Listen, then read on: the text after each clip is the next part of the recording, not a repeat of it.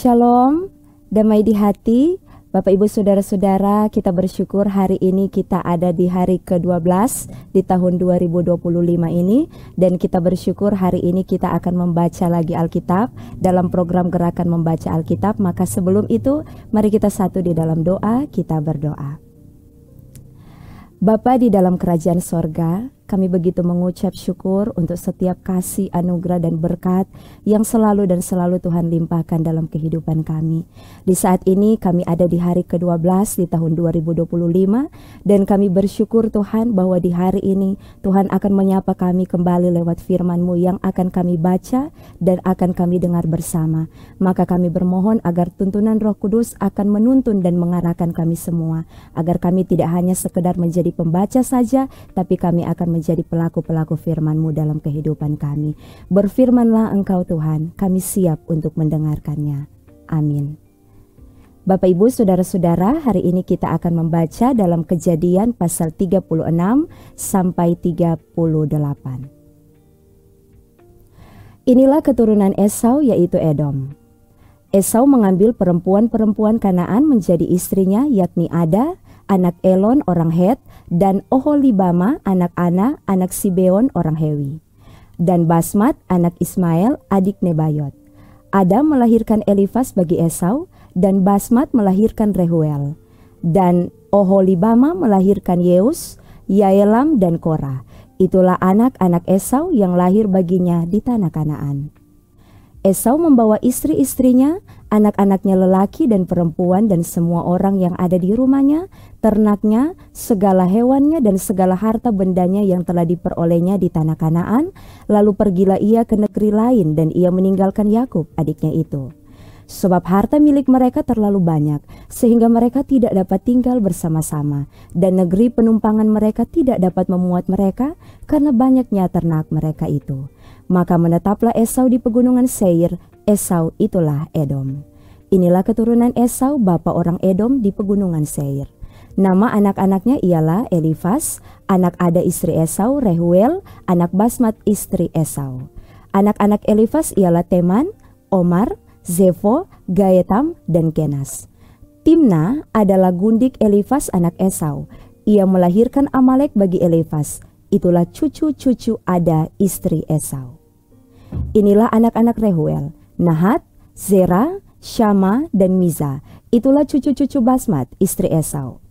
Inilah anak-anak Oholibama, istri Esau itu anak Ana, anak Sibeon. Ia melahirkan bagi Esau Yeus, Yaelam, dan Korah. Inilah kepala-kepala kaum Bani Esau. Keturunan Elifas anak sulung Esau ialah kepala kaum Teman, kepala kaum Omar, kepala kaum Zefo, kepala kaum Kenas, kepala kaum Korah, kepala kaum Gaetam, dan kepala kaum Amalek. Itulah kepala-kepala kaum Elifas di tanah Edom. Itulah keturunan Ada. Inilah keturunan Rehuel anak Esau, kepala kaum Nahat, kepala kaum Zera, kepala kaum Syama, dan kepala kaum Misa. Itulah kepala-kepala kaum Rehuel di tanah Edom. Itulah keturunan Basmat, istri Esau. Inilah keturunan Oholibama, istri Esau, kepala kaum Yeus, kepala kaum Yaelam, kepala kaum Korah. Itulah kepala-kepala kaum Oholibama, istri Esau, anak Ana. Itulah Bani Esau, yakni Edom, dan itulah kepala-kepala kaum mereka. Inilah anak-anak Seir, orang Hori, penduduk negeri itu: Lotan, Shobal, Sibeon, Ana, Dishon, Ezer, Dishan. Itulah kepala-kepala kaum orang Hori, anak-anak Seir di tanah Edom. Anak-anak Lotan ialah Hori dan Heman, dan saudara perempuan Lotan ialah Timna.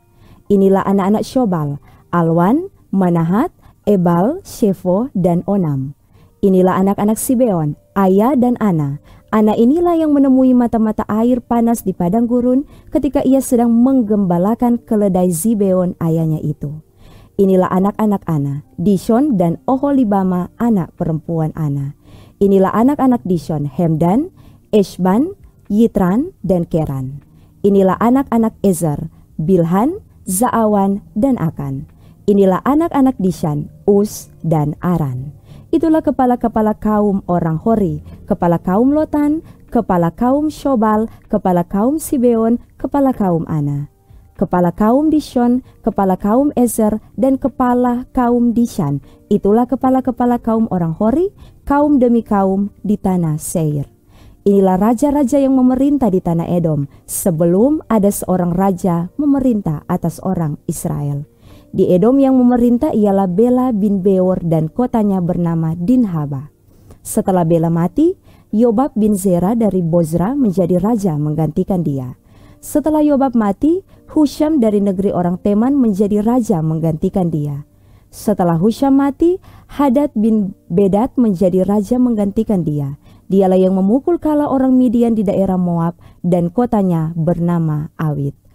Setelah Hadad mati, Samla dari Masreka menjadi raja menggantikan dia. Setelah Samla mati, Saul dari Rehobot yang di pinggir sungai menjadi raja menggantikan dia. Setelah Saul mati, Baal-Hanan bin Ahbor menjadi raja menggantikan dia. Setelah Baal-Hanan bin Ahbor mati, Hadar menjadi raja menggantikan dia. Kotanya bernama Pahu dan istrinya bernama Mehetabeel binti Matred bin Mezahab. Inilah nama kepala-kepala kaum Esau menurut kaum dan tempat mereka, dengan nama mereka masing-masing. Kepala kaum Timna, kepala kaum Alwa, kepala kaum Yetet, kepala kaum Oholibama, kepala kaum Ela, kepala kaum Pinon, kepala kaum Kenas, kepala kaum Teman, kepala kaum Mipsar, kepala kaum Magdiel, dan kepala kaum Iram. Itulah kepala-kepala kaum Edom menurut tempat kediaman mereka di tanah milik mereka.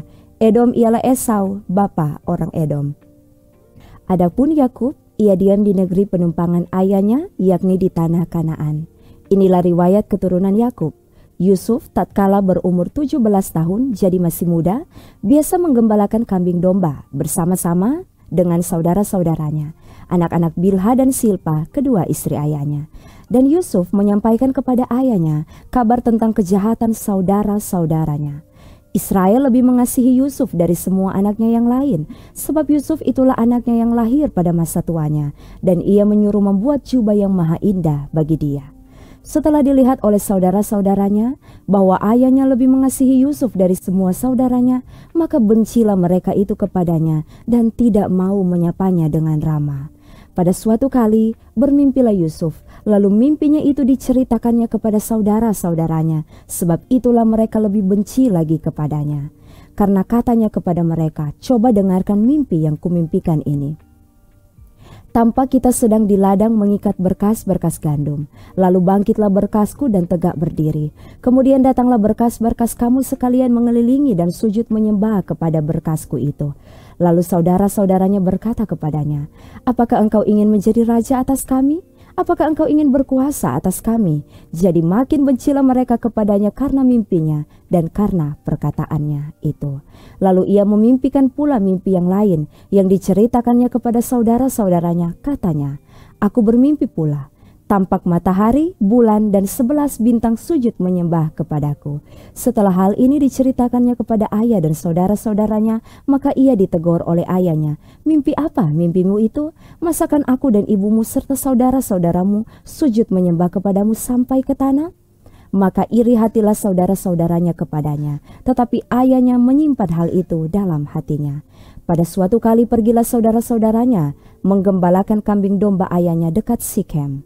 Lalu Israel berkata kepada Yusuf, bukankah saudara-saudaramu menggembalakan kambing domba dekat Sikem?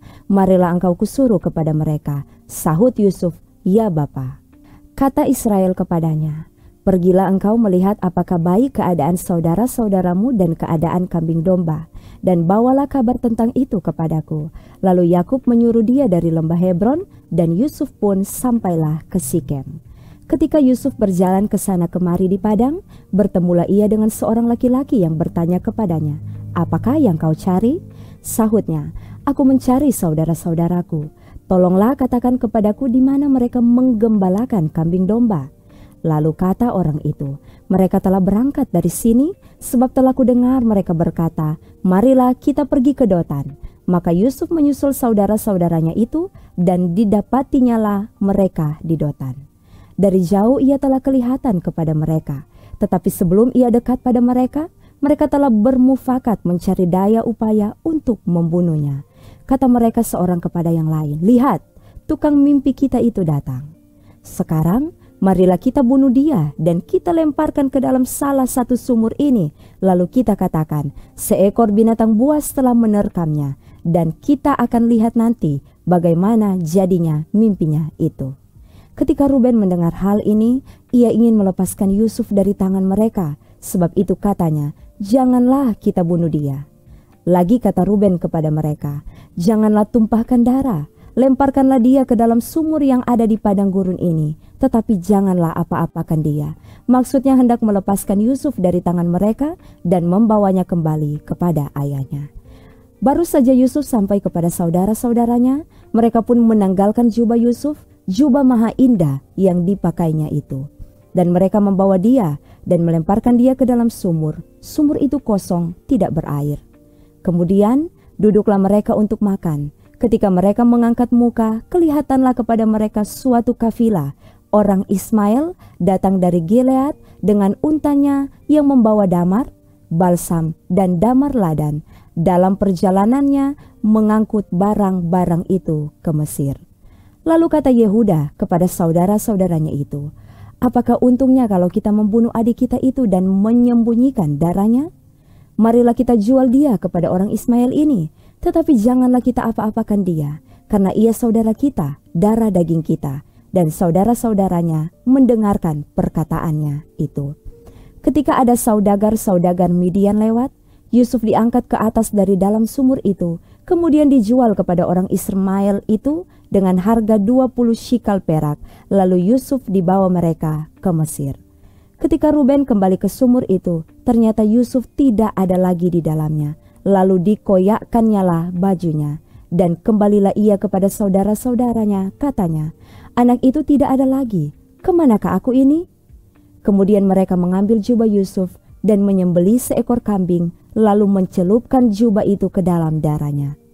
Jubah maha indah itu mereka suruh antarkan kepada ayah mereka dengan pesan, "Ini kami dapati, silakanlah Bapa periksa apakah jubah ini milik anak Bapa atau tidak." Ketika Yakub memeriksa jubah itu, ia berkata, "Ini jubah anakku, binatang buas telah memakannya, tentulah Yusuf telah diterkam." Dan Yakub mengoyakkan jubahnya, lalu mengenakan kain kabung pada pinggangnya, dan berkabunglah ia berhari-hari lamanya karena anaknya itu. Sekalian anaknya laki-laki dan perempuan berusaha menghiburkan dia, tetapi ia menolak dihiburkan, serta katanya, "Tidak, aku akan berkabung sampai aku turun mendapatkan anakku ke dalam dunia orang mati." Demikianlah Yusuf ditangisi oleh ayahnya. Adapun Yusuf, ia dijual oleh orang Midian itu ke Mesir kepada Potifar, seorang pegawai istana Firaun, kepala pengawal raja. Pada waktu itu Yehuda meninggalkan saudara-saudaranya dan menumpang pada seorang adulam yang namanya Hira. Di situ Yehuda melihat anak perempuan seorang Kanaan, nama orang itu ialah Syua. Lalu Yehuda kawin dengan perempuan itu dan menghampirinya. Perempuan itu mengandung, lalu melahirkan seorang anak laki-laki dan menamai anak itu Er. Sesudah itu perempuan itu mengandung lagi, lalu melahirkan seorang anak laki-laki dan menamai anak itu Onan. Kemudian perempuan itu melahirkan seorang anak laki-laki sekali lagi dan menamai anak itu Shela. Yehuda sedang berada di Kesib ketika anak itu dilahirkan. Sesudah itu Yehuda mengambil bagi Er anak sulungnya seorang istri yang bernama Tamar. Tetapi Er anak sulung Yehuda itu adalah jahat di mata Tuhan, maka Tuhan membunuh dia. Lalu berkatalah Yehuda kepada Onan, "Hampirilah istri kakakmu itu, kawinlah dengan dia sebagai ganti kakakmu, dan bangkitkanlah keturunan bagi kakakmu."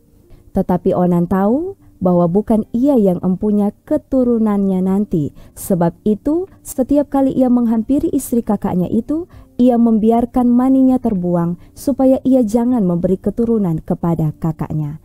Tetapi yang dilakukannya itu adalah jahat di mata Tuhan, maka Tuhan membunuh dia juga.